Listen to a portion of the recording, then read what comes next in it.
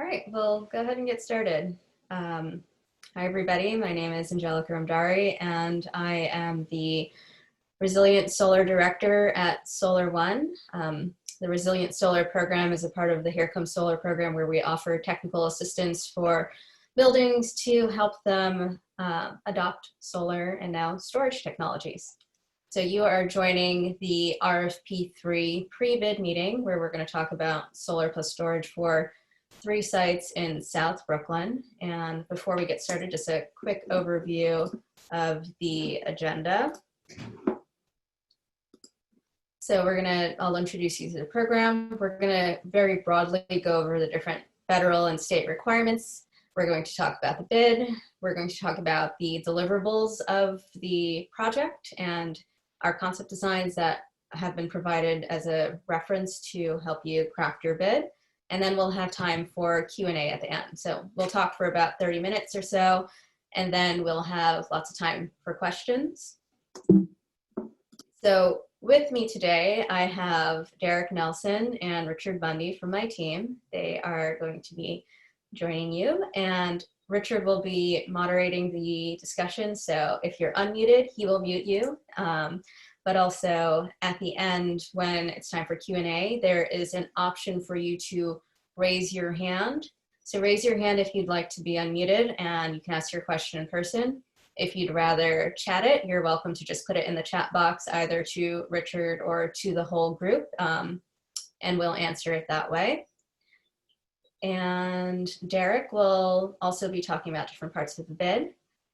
We also have on the line 2 folks from HGA. They're the grant consultants for Gozer. We have Stacy and Steve, so they can help answer any of the more technical grant-related things that you might have later on.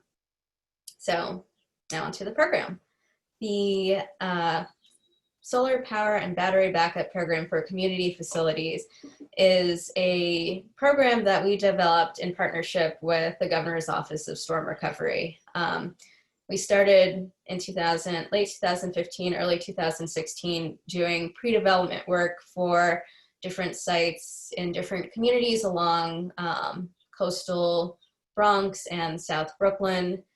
That pre-development work included vetting them for viability with solar and storage, making sure that not only the site conditions would work with all of the regulatory requirements, but also with all of the federal requirements, like owning the building and whatever else. So we've done a lot of vetting of the sites. We've done structural assessments. We've talked extensively with the owners. We've done meetings with the FDNY to make sure that these systems will work.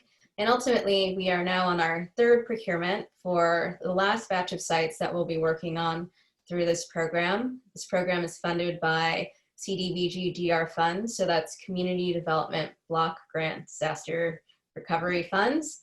And that means these systems are fully funded. This is, again, the last batch, and once it's over, and we'll have a bunch of sites within the Bronx and Brooklyn that can provide backup power to their community members. So Derek will talk a little bit more about that. But first, there are a bunch of federal and state requirements associated with this, and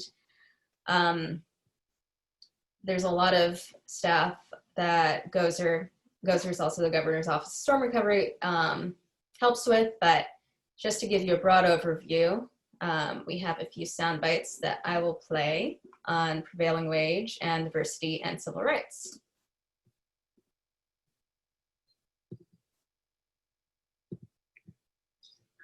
Hi, thank you.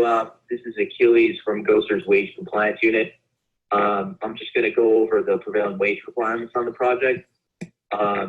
Just so everyone is aware what prevailing wage actually means, it means that all your on-site construction workers must be paid at minimum the prevailing wage rate associated with the trade that they're performing on-site. Okay, there was some confusion about that in other pre-bid. So, it's directly related to workers working in the field on-site. Okay, for this project, it's going to be subject to both federal and state prevailing wages. So basically what the expectation is all contractors who are trying to determine what rate is appropriate for the specific classification on site will need to check both the federal and the state schedule. So the federal schedule is within the bid, okay? The state schedule is online on the New York State Department of Labor's website. So essentially, you know, if you're trying to determine what an electrician should be paid, you look at the electrician in the federal schedule, you look at the one in the state, whichever's higher, that's the one you pay. At Ghoster, we have a very hands-on team, so we're here to support you and any subs you may have on the project with all this compliance stuff. So including, you know, determining what rate and trade is appropriate in the field. So, you know, if you're not sure what rate to pay, you know, you can reach out and, you know, we'll give you the rate that's appropriate. If you're not sure what trade applies to a particular individual working in the field, you know, we can help you out with that as well. Another thing that's unique about this project is your certified payrolls. They will be submitted online digitally through our online management website that we use. It's called the Elation system. It's pretty simple. Essentially, you know, you would register for the system and you would submit your payrolls digitally. They look exactly like the paper payrolls. You know, it's just an online version of it. It's kind of cool in the because you can see that your payrolls are being submitted.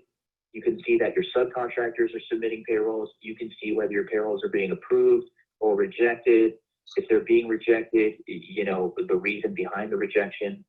And again, you know, like I said, we have a very hands-on team. So usually how we like to proceed with that part of it is, you know, as soon as the contract is awarded and work has begun on site, you know, we will walk you through, we'll do one-on-one walkthroughs to show you how to use Elation, to show you how to submit certified payroll reports.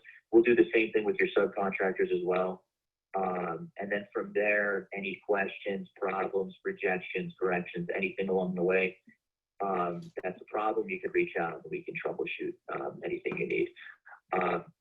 Additionally, you know, obviously make sure you're trickling down all these provisions into your subcontracts. Okay.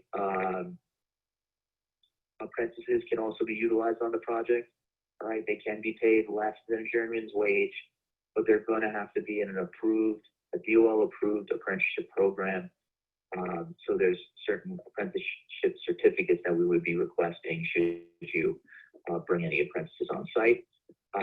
Lastly, if you guys are looking through that federal wage schedule, the one in the bid, and you notice that, you know, a trade that you need is not on there, you know, you can reach out, we can add trades to the wage schedule. We can do this at any time throughout the project.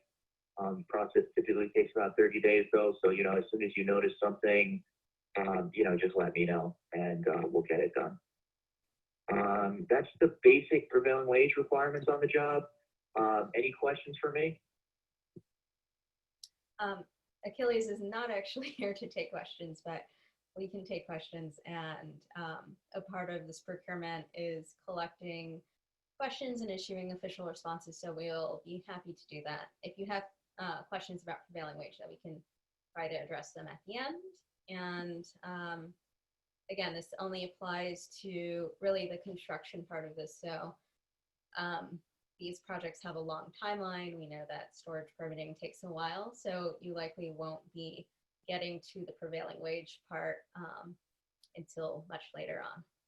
So now we're going to go on to the different diversity requirements that are associated with this. Section 3 is a federal requirement, and the minority and women-owned business provisions are state requirements. My name is Cassie Ward, and I'm the Director of Monitoring Compliance. I'm just going to very briefly review with you the diversity requirements that will be associated with this project. So what are the requirements? On the federal side of things, there is Section 3 regulation, and Section 3 is federal law, which addresses the provision of opportunities to low to moderate income businesses and and individuals. So Section 3 applies to HUD-funded programs where recipients receive an award in excess of $200,000, so that would be on the subrecipient level, and then when the subrecipient is contracting, it applies to contracts of $100,000 or more. And when those triggers are met, the goals are 30% for all new employees hired, and then 10% of the total dollar amount of the contract for essentially construction-related endeavors, and then 3% for non-construction activities.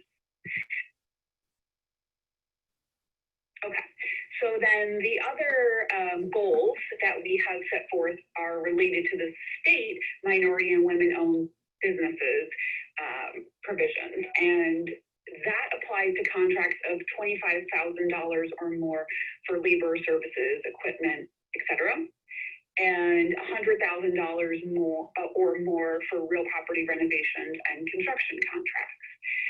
So, like I said, the goals for this are 15-15 for minority and women-owned businesses, and there are the subcontracting goals and new hire goals associated with Section 3.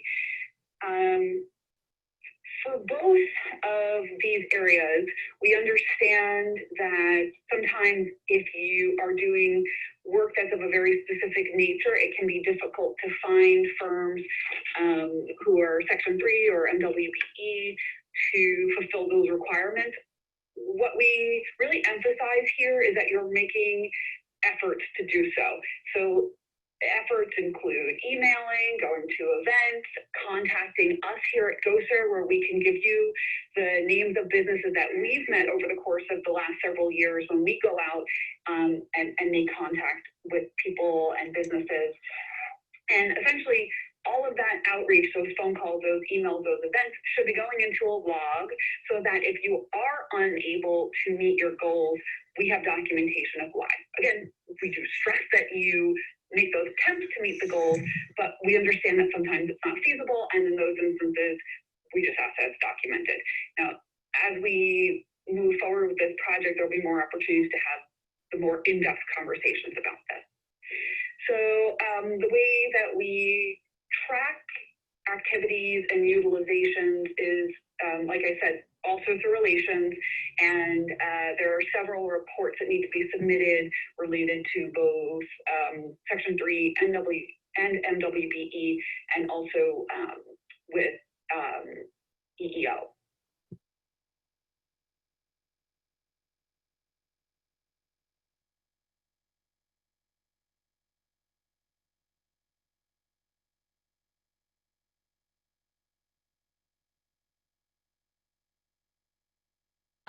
The previous two speakers alluded to is reporting. So reporting is done on this interface here. This is Elation.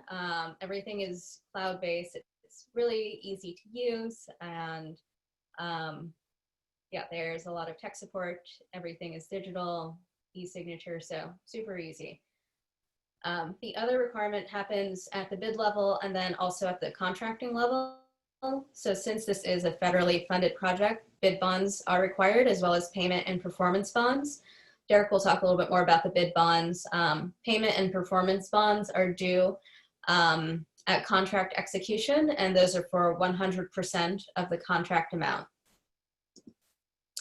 So now we're going to talk more in depth about the bid and how you can prepare a successful response to the solicitation.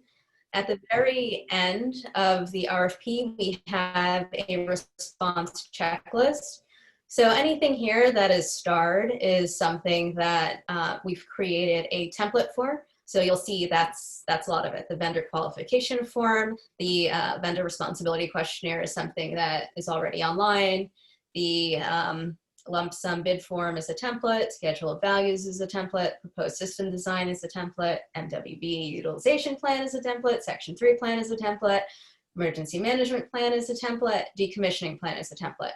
So what we're trying to get is very specific information without needing you to draft a huge narrative about this. We're looking for a concise design. We're looking for concise qualifications, and we try to make this as easy as possible. So that's why we're providing all of the templates.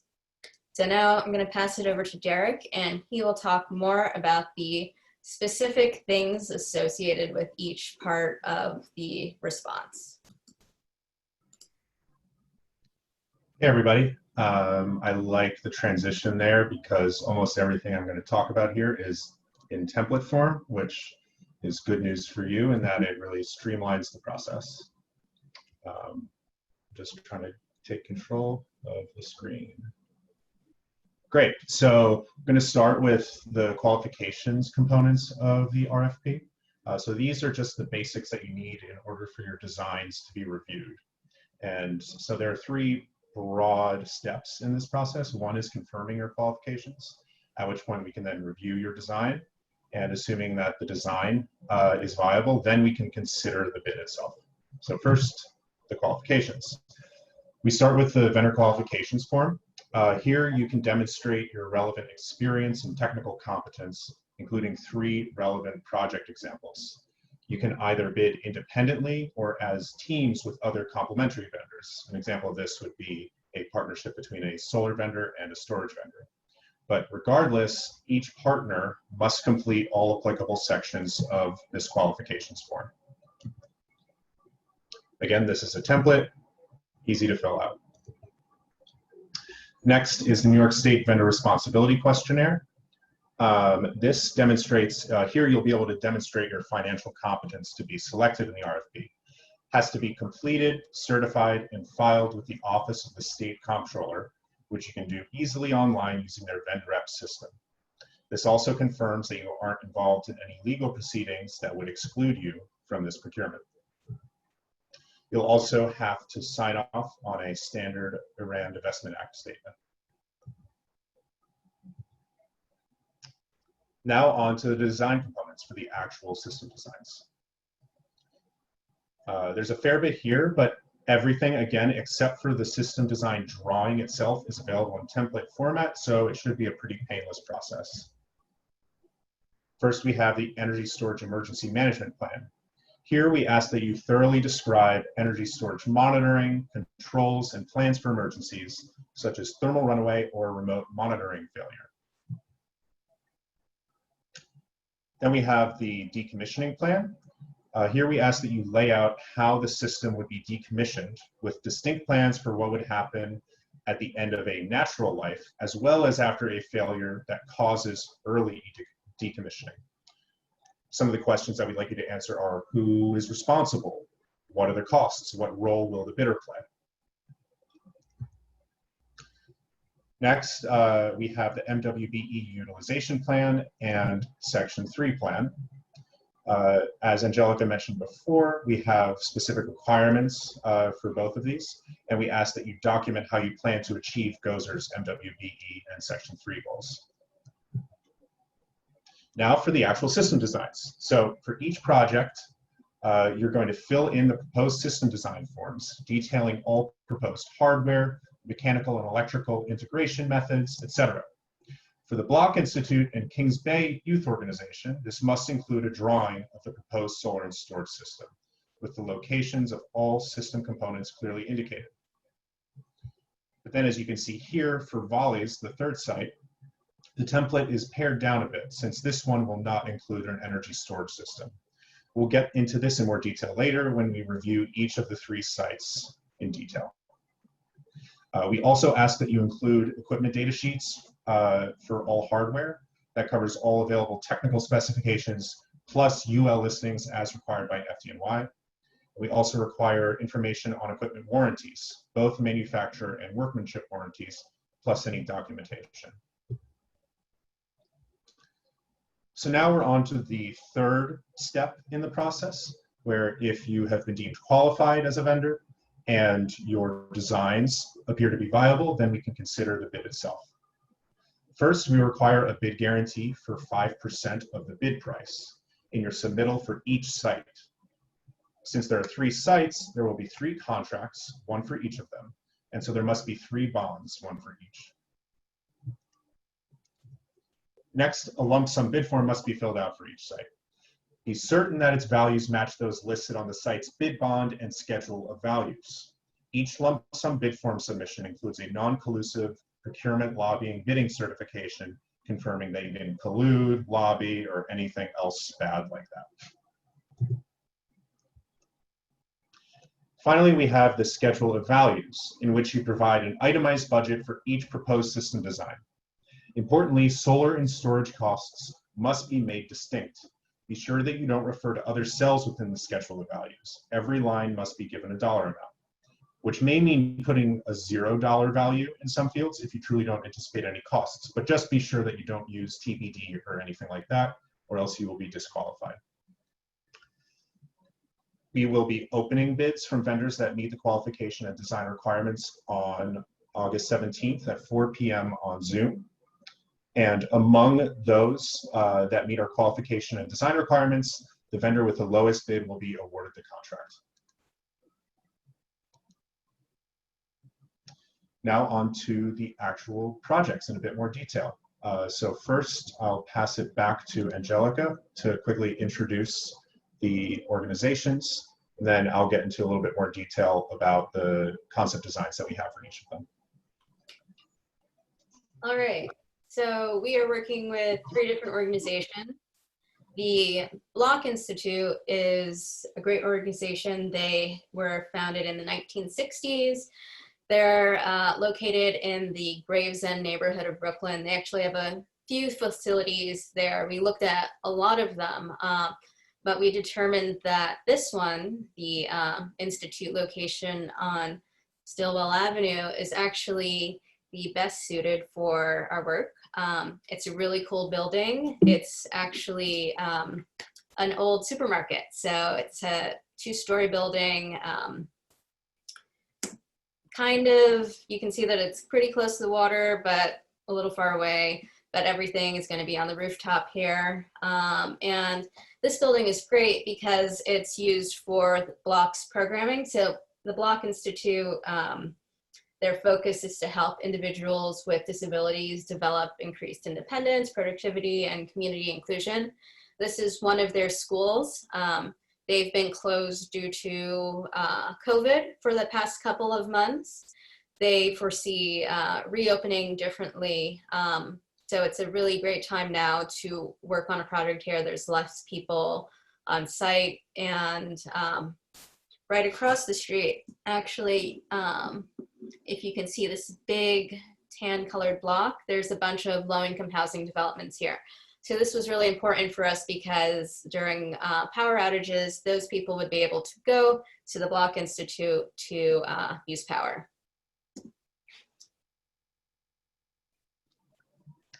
Great, yeah, and now onto our actual concept design for the site. So what we're anticipating here is that during grid outages, the solar and energy storage system will power critical loads on the first floor. Primarily, this is about the cafeteria, which will be a gathering space where people can charge cell phones and other essential devices. We will also be powering lighting in the adjoining hallways and bathrooms. In order to conserve limited backup resources, though, HVAC will not be powered. A dedicated emergency backup panel for these loads is required at this site, and this will be connected to the solar and storage system via an automatic transfer switch. But now for a little bit more detail on how we actually arrived at the system size. So over multiple site visits, we conducted a detailed survey of the site's electrical system, including an assessment of which loads would be most useful to the Block Institute during a blackout. We then calculated the energy required to serve these loads for at least 1 full day of emergency operations, arriving at a need of 114 kilowatt hours. As described in the RFP, a successful proposal must therefore include an energy storage system with 114 kilowatt hours of usable stored energy. Our concept design represents a system that would make for a viable bid at 137 kilowatt hours, but a proposal with exactly 114 of usable stored energy would be viable as well. Now moving on to the Kings Bay Youth Organization. Another one of my favorite sites, also in South Brooklyn, pretty close to the waterfront. This one is in Sheepshead Bay. It's right next to a DEP wastewater treatment plant. They have two facilities. One is a gymnasium, which you see here. And then across the street, they have a football field, baseball fields, things like that. So, as you might have guessed, their primary mission is to provide community youth with opportunities to participate in organized sports. They've also been around since the 1960s. They were a critical organization during Sandy. Lots of people were bussed in from Staten Island and the Rockaways to use their locker room showers. They lost power for a little while, and they also had some generators to provide backup power as well. So storage here will really really optimize how they're able to provide that same type of service to the communities, again, during another blackout. So again, they're fairly close to the water. Everything's going to be sited on the rooftop, but they also have an excellent building for doing it. Yep, and so we have a similar but different in some important respects solar and storage concept design for KBYO. So during a blackout, the building's solar and storage system will transform the gymnasium into a resilient power hub for the community. The system will power the gym lights, the snack bar, entry area, and bathrooms, and charge cell phones and other devices for visitors. Given these critical loads, we arrived at a usable stored energy requirement of 115 kilowatt hours, very close to the one that we arrived at for Block, which again here is met by our 137 kilowatt hour concept design. As at the Block Institute, HVAC will not be powered during blackouts here, but unlike the Block Institute, Kings Bay Youth Organization's solar and storage system will be connected to the building's existing electrical system. Now on to our final site, which is a bit different. Yeah, and before we get to that, actually, I guess something that maybe I neglected to mention is that these systems that we designed are designed to provide a day of backup power from the ESS, and then to be recharged by the ESS should be able to get recharged by the PV system. So that's why you see varying sizes here. The PV can obviously fit in a larger footprint on this rooftop, but we're trying to find a balance between being able to charge the ESS for extended usage and also budget. So that's where the balance is here. The next site is super unique because it is very close to the water. It's in Garrettson Beach, very close to many bodies of water, and it was tremendously impacted by Sandy. So as it is close to the water, it's a single floor. There is no opportunity for siting energy storage because of the flood zone. So less of an FDNY issue here and more of a flood zone issue here. It is great though, in that there is lots of solar access. So you'll be able to do a really great solar system with smart inverters that Derek will talk about a little bit more about, but the Garrettson Beach Volunteer Fire Department is a great organization that serves the surrounding areas. The Bolly's Hall is their community space, so they use it for training, they use it for community events. It was a staging area after Sandy, so it'll be great to provide some relief during daylight hours, during power outages. We know that storage is not feasible here, but we wanted to give them a resilient power solution, and that is how we arrived at this design. Yeah, so as Angelica was saying, we unfortunately can't site an energy storage system here since the building's in a flood zone, can't be sited outdoors at ground level, and with the pitched roof, you can't put a battery up there either.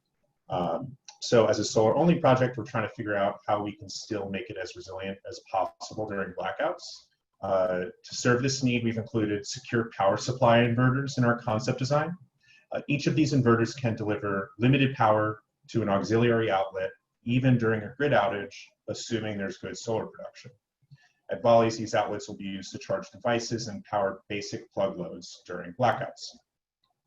We don't require this specific secure power supply product, but we do require inverters that can perform this same basic function of powering dedicated outlets during grid outages. Each bidder should maximize the number of inverters used within the limits of their PV design. So here we're really making the best of a more challenging situation. And yeah, I think that's it. Yeah, so now it's time for questions. I'd like to keep this interactive as possible. So if you want to start your video and ask your question, raise your hand. Richard will unmute you and we can keep it going. Any questions?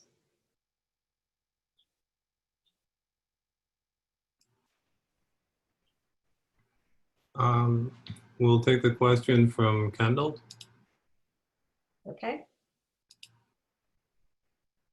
Is there going to be a site tour for these 3 locations? Can have a site visit. We just ask that you give us some notice so we can coordinate it with the building owners. Site visits are not required.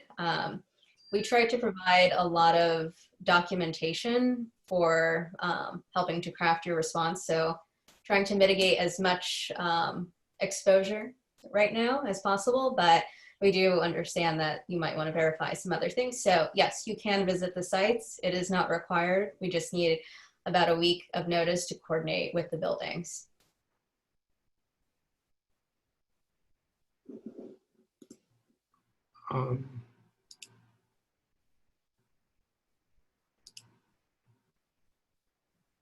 Alan, why don't you go ahead?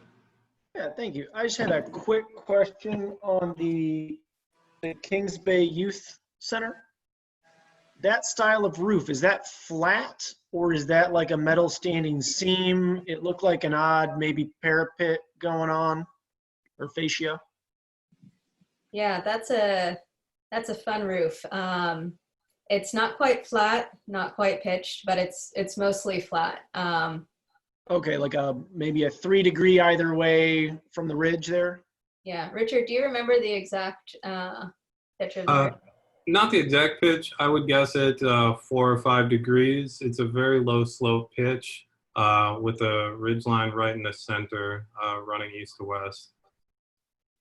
So the array that we showed would be extending a couple of rows past the ridge line. So would require some supports on the back end if you chose to go that route. Okay. And we have we have this detailed in the actual RFP attachment. So all of the roof conditions, the actual pitch that we're not recalling off the top of our heads right now is in there. And then we also have a structural report included in our site documentation that has additional insight into that. Okay, thank you. Sure. Okay. I see Mr. Frank raising his hand, but I've got a couple of chat questions we received first that I'm going to go ahead and read out. Michael Brusick has asked if paper submissions will be required or can we do digital submissions this time? Paper submissions are not required. We actually we only need a digital submission. So we're taking scans of bid bonds, scans of any signed documents. Everything is uploaded to Dropbox. Mr. Frank, why don't you go ahead with your question?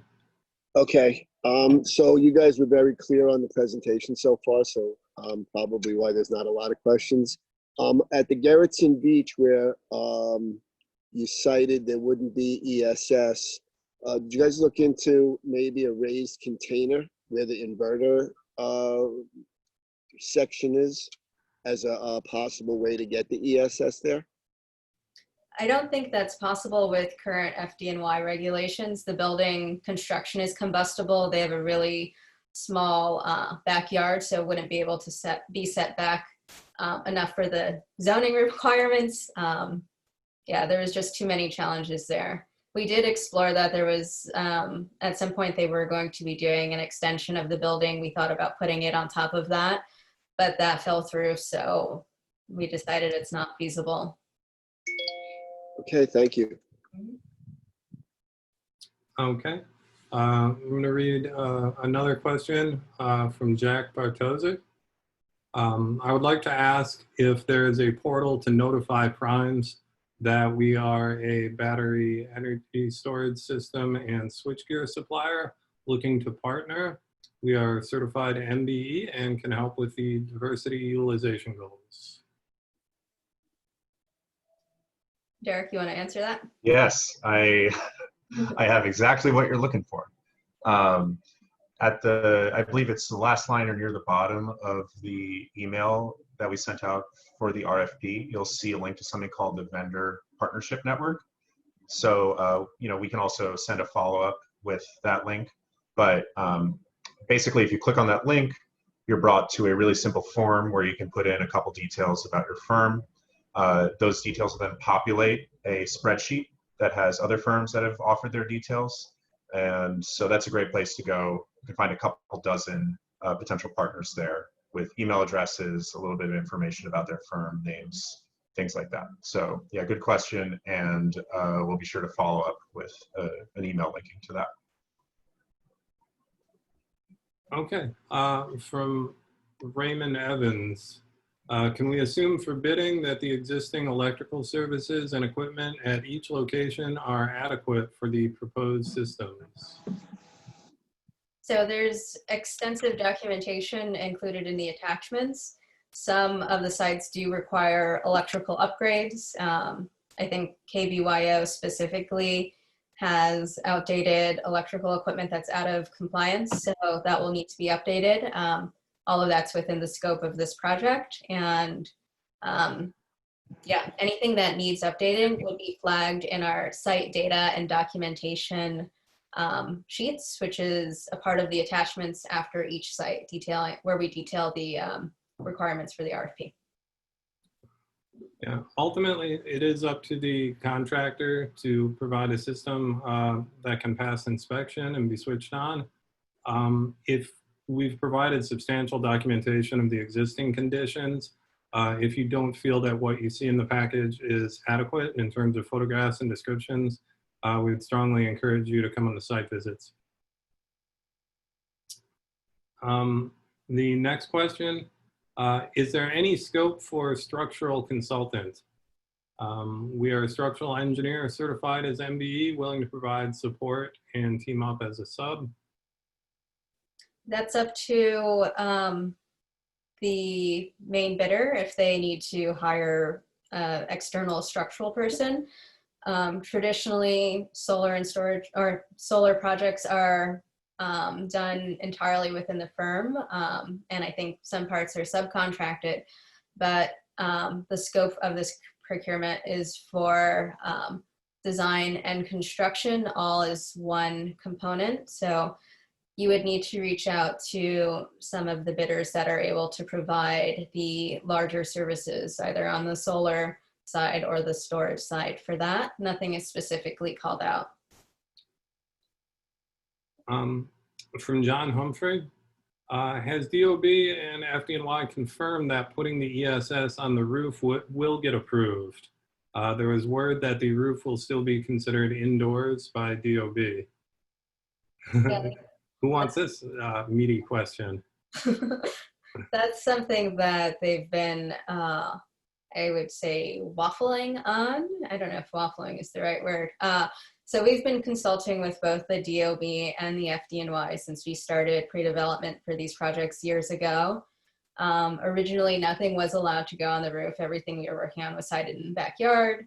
That changed, and they started allowing rooftop installations. I heard a rumor that DOB might consider that siting something on a rooftop is considered indoors, but they have not confirmed that. And we're still moving forward with other projects in this program that are sited on the rooftop. And FDNY has not kicked them back yet. We've met with them. We met with them 2 weeks ago. They were really happy with these designs. So I'm pretty confident that these are going to be able to move forward unless something in the existing code changes. There's nothing written that says they're not allowed to go on the rooftop. From Raymond Evans, are current layout drawings available for the existing electrical service room? I can answer that one. That's no. We do provide photographs and one of the site visits, but you'll have to check out the layout visually. We don't have any drawings. This is not a question, but I'm going to read it anyway. It says, "Awesome, thanks. You guys are doing a great job." I appreciate that. Thank you. Thanks. And we have some thank yous. Well, if we don't have very many more questions and have thank yous, I think this might be a good opportunity actually for anybody who wants to introduce themselves to do so, say what services you provide and if you're looking for a partner. Yes, and also if you want to send out your contact information, use the chat feature, but make sure to make it public rather than just sending it privately to me. So if you want to introduce yourself and your company, and if you're looking for a partner, you can use the raise hand function at the bottom of the participant list, or you can start your video and actually raise your hand.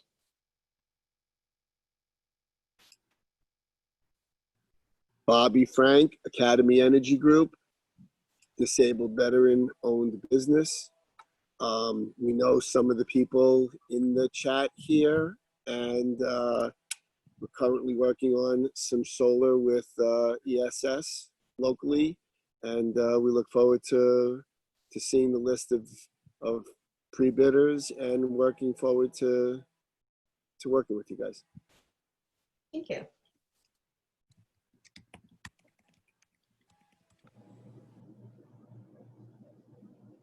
I guess I'll go next. My video is not working, but anyway, this is Brian Kwok with CleanSpark. We're a microgrid design and control company based on the other side of the world, West Coast, but glad to work with New York as well. Thank you. Richard, it looks like Olaf is raising his hand. Okay. Yeah, good morning, good afternoon. Olaf Lohr here from Blue Planet Energy. I'm here together with Kyle Bolger. Excited to look into the project, work with the local EPCs and vendors. And we've been working on quite a few resilient power projects, as you know, most notably in Puerto Rico. Excited to participate. Please reach out to me. And to Kyle, I'll post our contact info in the chat box. Thank you. Okay. And I was informed that the public chat was disabled. I've gone ahead and enabled that. So if you tried to send a message to everybody and failed, you can do that now.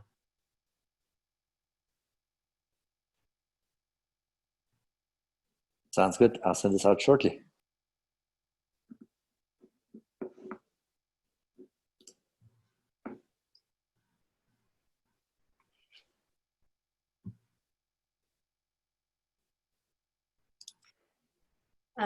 All right, well, if there are no other introductions, as a reminder, this meeting is recorded.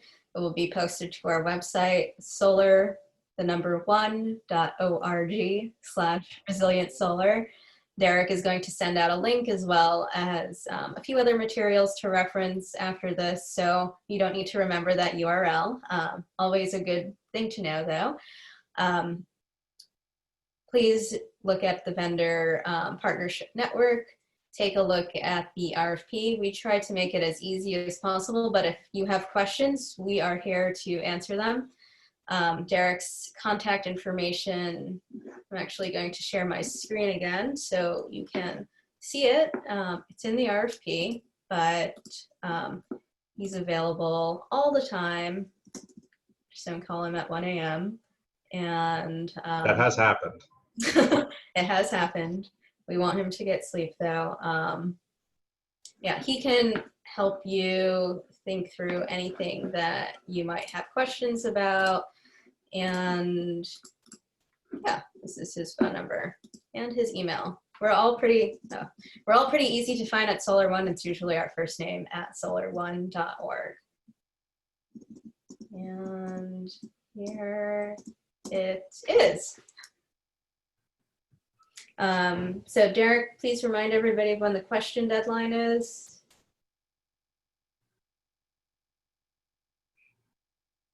You're muted. Sorry, I think I'm unmuted now. Yeah. Questions are due on August 6th. So that's got a couple weeks. But yeah, so make sure to send in anything as it comes up. Okay, we've had one more question come in asking if the current roof conditions have been confirmed to be adequate to accept the PV system.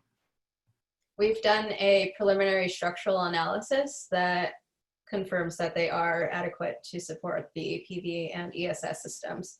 If you look at the preliminary structural analysis that we have in the site documentation, there are a few recommendations included there with respect to dunnage and other things, but yeah, these sites are ready to go.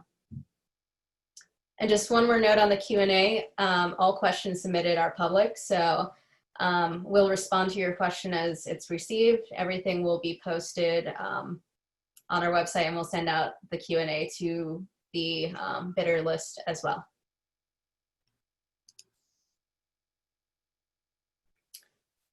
All right, if that is it, thank you everybody, and we hope to hear from you soon. Thank you.